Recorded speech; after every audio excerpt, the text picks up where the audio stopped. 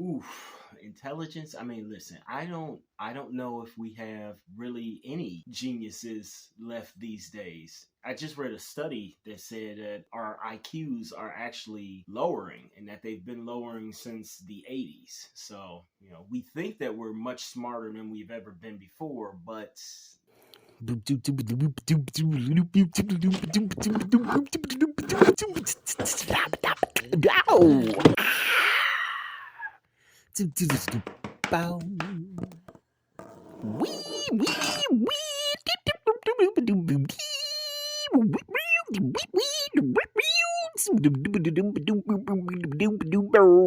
Wow.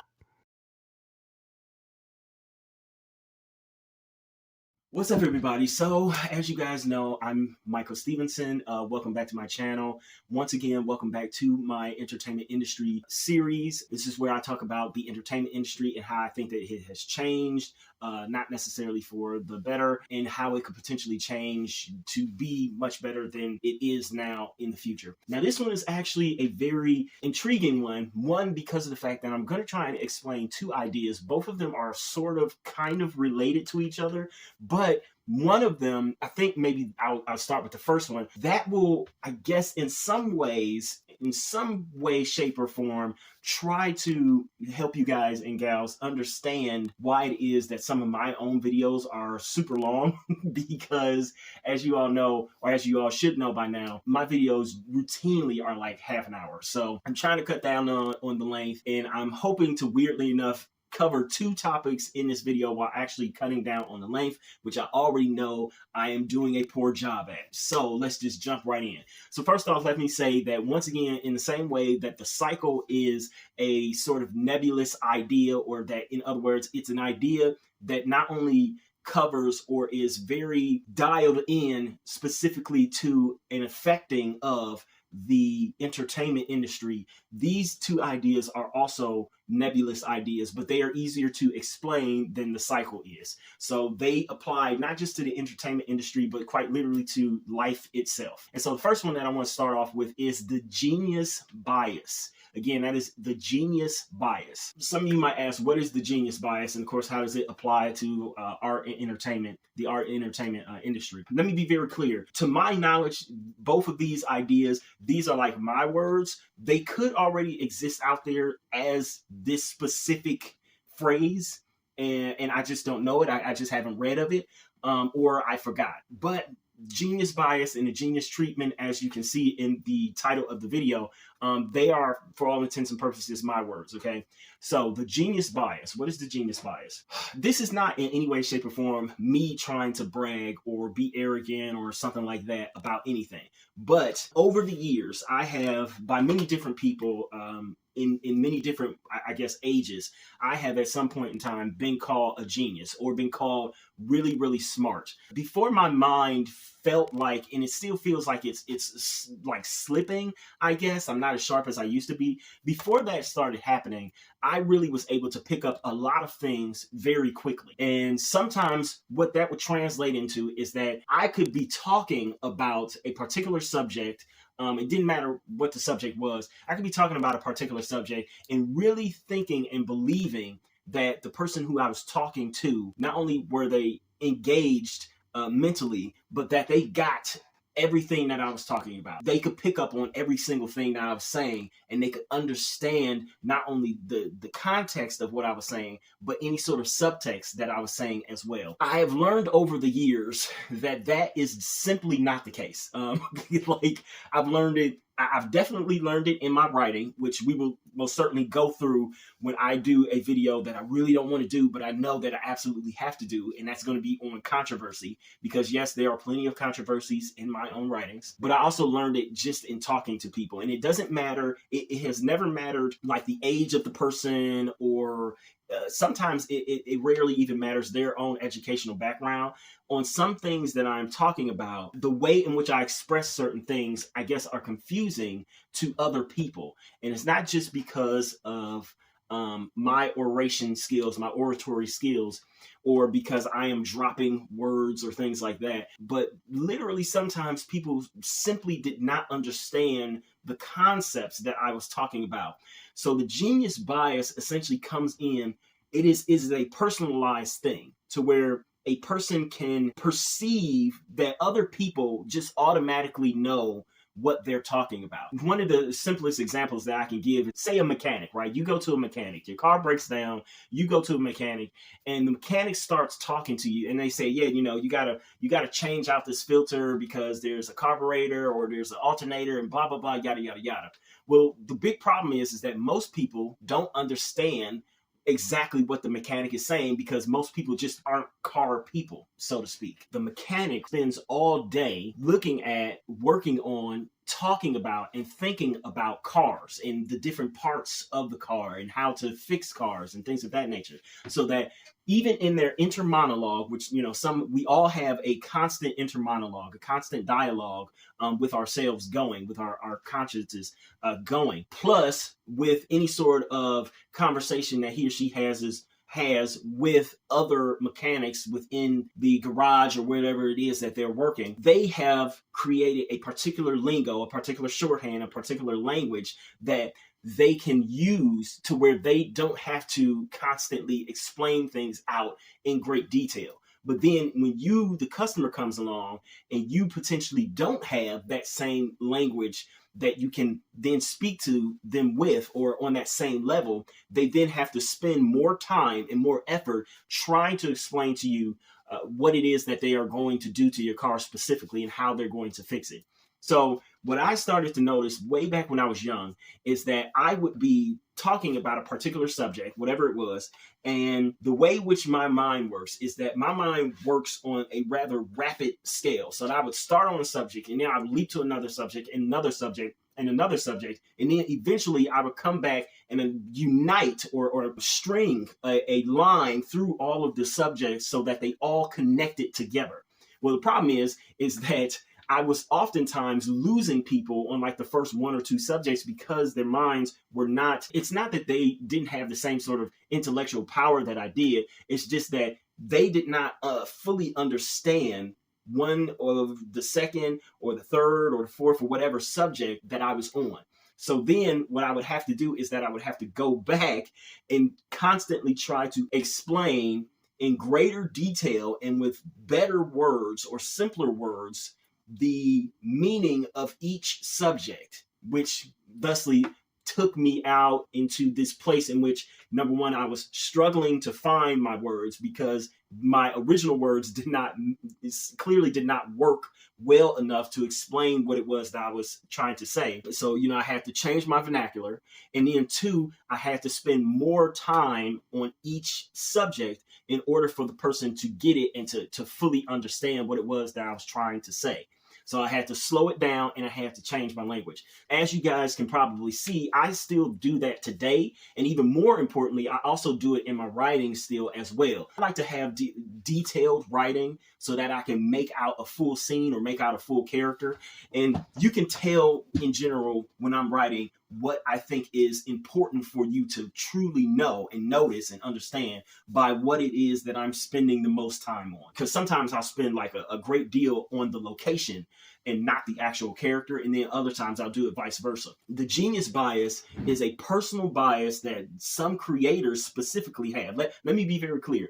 All of us can have genius bias in a particular either skill set or subject that we are incredibly familiar with. Okay, so you can have genius bias on growing corn or growing marijuana, if that's your thing. Like you can have genius bias on it. And if you talk to someone who does not know how to do that thing, then it will sound like, wow, you just know so much. You're so smart. You're so this, you're so that, blah, blah, blah, yada, yada, yada. Right. Genius bias is a weird thing because it is both a blessing and a curse, because it is showing you how you view other people. Because most genius bias tends to come from the idea that you most likely believe that other people are on the exact same level as you are. So naturally, another person that you're talking to, they're going to understand everything that you're saying because you think that, well, whatever you know, all this stuff that you know is common. It's commonplace. It's common knowledge for people to know and understand it. When in actuality, there are varying levels of intelligence on a lot of different things. So some people will sit there and be like, oh, everybody knows this particular thing, that you're supposed to do this particular thing, when in actuality, there's a very small percentage of people that know that. What you should learn in life as you get older is that really, for the most part, anything that you think is common, that is supposed to be common knowledge, it really only taps out at the highest percentage that it taps out. The highest percentage of people that tend to know that thing is roughly only around 40-something%. Like there's a huge swath of people that don't know things that you probably think are super common or that everybody knows. And so you have to, as a person, especially as a creator, you have to make sure that you deal with that in a way in which you are both not talking down to your audience, but while at the same time, you have to be able to make sure that you're not wasting too much time and effort trying to, I guess, catch your audience up, right? And so therein is where the problem of, I guess, exposition dumping, which again, we'll talk about exposition dumping further down the line, but I've talked about it briefly in another video. I don't think it's all that bad. I think that we have given it a bad rap because somebody else had their own genius bias and they brought that into existence and now everybody sort of uses it. So let me also say at this point in time that both the genius bias and genius treatment, while they are nebulous ideas, they do have their own bad sides, okay? And so what I just said about the concept of exposition dump being most likely somebody's genius bias, now everybody uses it, that's one of the bad sides of a genius bias, is that a person who is smart and who has essentially studied something or who has come up with one particular philosophy will say that philosophy, and for whatever reason, regardless of whether that philosophy is actually good or bad, because it makes a lot of sense and because it is explained well enough to a lot of people will then grasp onto it and they will cling to that thing as if it is almost the end all be all of a particular subject. So they'll throw it out there and it'll try to, number one, it'll sound as if it is smarter than it really is. And number two, it'll feel as if, oh, well, you really said something there. So it's like, oh, they need to stop all these exposition dumps.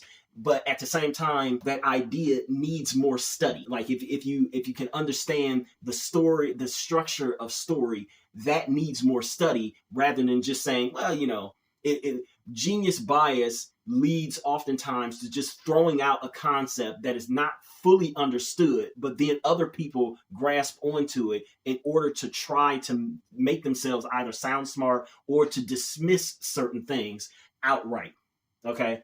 So we'll talk about that a little bit more later, but I want to get to the genius treatment now. So what is the genius treatment? Similar to how the genius bias is an internalized thing. It's something that you experience when you are interacting with other people. The genius treatment is an external experience. It is something that other people feel essentially when around you or consuming something that you have created. The best way to, or the best example for the genius treatment is quite literally cult leaders. So what the genius treatment is that when you see something or you consume something and you find that that thing is smarter or greater or more astonishing, surprising, whatever, than you anticipated it being, it has floored you in some way. It has flabbergasted you in some way. You are most likely starting to lean towards the genius treatment for the person who created that thing. One of the greatest examples of it is politicians or specifically cult leaders.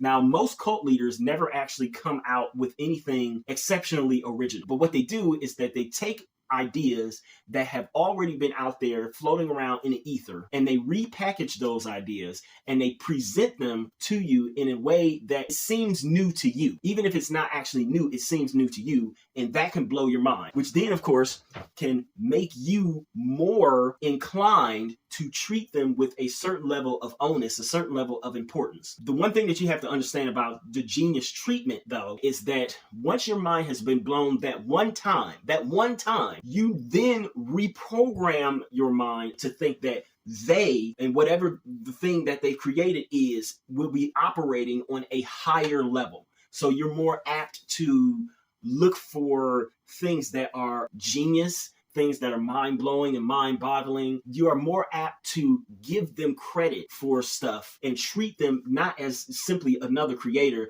but put them into a category of their own. I think that this is a concept that is very important to understand, especially now because of the fact that currently in Hollywood, we are in the age or the era of the Hollywood big time writer director. Almost every big name director that you can think of also writes their own things, and they try to, they don't always do it, but they try to in some ways stick to their own original content. And a lot of them are auteurs, whatever that word means. I know what it means, but it seems to have been watered down over the years, in the last couple of years, if you ask me. When you look at some of their stuff, you kind of give them, I guess, a free pass and say that not only is the first thing that number one, you fall under the FGL principle, but then also you start to look at their stuff in a different light. Like I said, so for instance, Christopher Nolan, he's someone who gets the genius treatment. Jordan Peele is someone who definitely gets the genius treatment. So if you saw the original Get Out and you thought, oh my God, this is so deep, this is so poignant, this is so meaningful, etc., etc., you conditioned your own mind, you reprogrammed literally your own thinking to now believe that anything Jordan Peele does is most likely going to have a certain level of geniusness. And so you look for that within the film, within whatever he has created. The problem with genius treatment, and let me be very clear about this, okay? First off, I would absolutely love the genius treatment. Every creator out there loves and would love the genius treatment because, like I said, you can kind of get away with more stuff when people are like, oh, this person, this filmmaker is incredibly smart. The things that they do are incredibly inventive. They're innovative, etc., etc., etc. But also the genius treatment usually leads to you being an all-time great. Steven Spielberg, he got the genius treatment literally way back when he made Jaws, I believe. And then after that, it was like, oh, he was Hollywood's golden boy, well, golden man now. And it was hard to see him doing something that would go wrong. Damien Chazelle, he's had some films that are iffy. I think it was First Man with Ryan Gosling. It did okay. His last film, Babylon, that didn't do so well, but his first two films, Whiplash and La La Land, people were very ready to give him the genius treatment and say, yeah, this guy got something that other people don't have. And so, yeah, you tend to know the people who get the genius treatment, and they can be anybody. They can be a director, they can be a producer, they can be actors or actresses, they can be writers, they can literally be anybody in the top levels, in the heads of department when it comes to a film. I would absolutely love to get the genius treatment one day, and hopefully soon, to where it's like, going in that, okay, this guy, the way he writes, the way he makes the film, it's going to be some deep stuff. It's going to be some meaningful stuff. You have to look out for all these themes and all this stuff. And it's a lot that he put into this. He gave everything that he could, and he gave a lot of stuff some thought when he put this stuff in. But with that, the genius treatment has its own dark side. The best example that I could give of the dark side of the genius treatment, weirdly enough, is within the film Fight Club. For posterity's sake, again, I don't know if you guys have watched my other videos. I hope that you are watching them in order. I hope that you are watching all of my other videos, but I'm a big thing on posterity. So this is for people who have never heard of or never seen Fight Club. It's going to spoil it a little bit, but again, I want you to know what I'm talking about here. So within the movie Fight Club, these two guys, they basically form this cult for all intents and purposes, a cult specifically of men. And the men are there to disrupt society as it currently is right now. They not only fight, but they also go on these special missions to disrupt society. And so on one of the special missions, it goes awry, and one of the men is shot. He gets his head pretty much blown blown out, right? So he's dead. So they bring him back and they lay him on the table, and one of the leaders of the cult is completely appalled by this because this man is dead. He's laying in front of him, and he's like, what happened to Bob? Why did this happen? They tell him what happens, how the mission went wrong, and then they say that we need to get rid of his body, but they say dispose of the evidence instead. One of the cult leaders, he says, you guys are crazy, basically. This man is an actual man. He's not just evidence. This was Bob, this was my friend. And so they then counter that by saying, well, on these missions, we were told that nobody is supposed to have actual names. And they had long gotten rid of their real names because of some philosophy, some sick philosophy that they had created within the group. Well, he then says, no, this was my friend. His name was Bob. His name was Robert. God, I can't remember his last name, but they say his name was Robert something. And this becomes a famous scene mainly because of the next line. And this is the problem with genius treatment. One of the other guys, like he's now second in command, it seems. He goes, I think I understand. And what he then says is that in life, we don't have names. We basically don't have identities because we are just part of the machine that is society. But in death, we find our individuality. And we thusly earned our name back. And his name was Robert, whatever his name, like Robert Paulson. And his name was Robert Paulson. Essentially, what he did is that because his cult leader, he thinks is a genius, he assigned extra meaning and created his own meaning to something that was not there before and that never existed before. He came up with his own meaning to assign meaning to say that this thing that seems to have been there for no other reason now exists because of this super deep meaning. Or in other words, for another example, during Jordan Peele's, when he released Get Out, which was his first directorial debut film, if you watch some of the interviews that he did with some of the magazines, on one of the interviews, it wasn't really like an interview thing. He was reading statements from people online, from some of the fans and stuff, and they were saying how, he had this particular thing in there, which I thought was so deep and poignant because I think it means this, that, and the other. And he looks at the camera and you can tell by his facial expression that he probably had no idea what the heck that person was talking about. And or he thought like, wow, this person came up with a pretty good theory. I wasn't thinking that, but yeah, okay, that was nice. And he kind of just says, yeah, sure. That's exactly what I was thinking of. That's actually a danger because of the fact that there could be things in whatever an artist or an entertainer has created that they don't mean nearly anything as deep as what you think they mean, but you are more inclined, because you're giving that creator, that artist, the genius treatment, you are more inclined to believe that literally every little thing that they have done is super genius. It's also, weirdly enough, one of the reasons as to why, like, Christopher Nolan films, I don't know why people thought this, but a lot of people still think that Christopher Nolan films are so twisty at the end, or they have ambiguous endings. And it's like, no, they don't. Inception had a very straightforward ending. The Prestige had a very straightforward ending. But again, because you guys were already giving Christopher Nolan the genius treatment, you feel as if you have to look for something else outside of what is just straight there in your face, to where it's like, oh, well, maybe it's a deeper meaning that I'm missing. Maybe there's something there that I'm not seeing, and Christopher Nolan put it there because it's super genius and he only thinks that the smartest people are going to come up with it. So they assign these things to where it's like, oh, maybe it has more meaning than what it actually does. Like I said, I would love the genius treatment on some of my stuff. When hopefully you guys start reading my stuff and consuming my stuff, I would love the genius treatment on it, but it is very dangerous because it can lead to people coming up with their own meanings that are so far gone and out and away from what the intentional expression of the creator was, that it can sometimes be dangerous, just from an idea perspective. So those are the two ideas. Genius bias, that's an internal thing that artists, creators themselves have to figure out when dealing with the consumer, how to make things understandable and believable.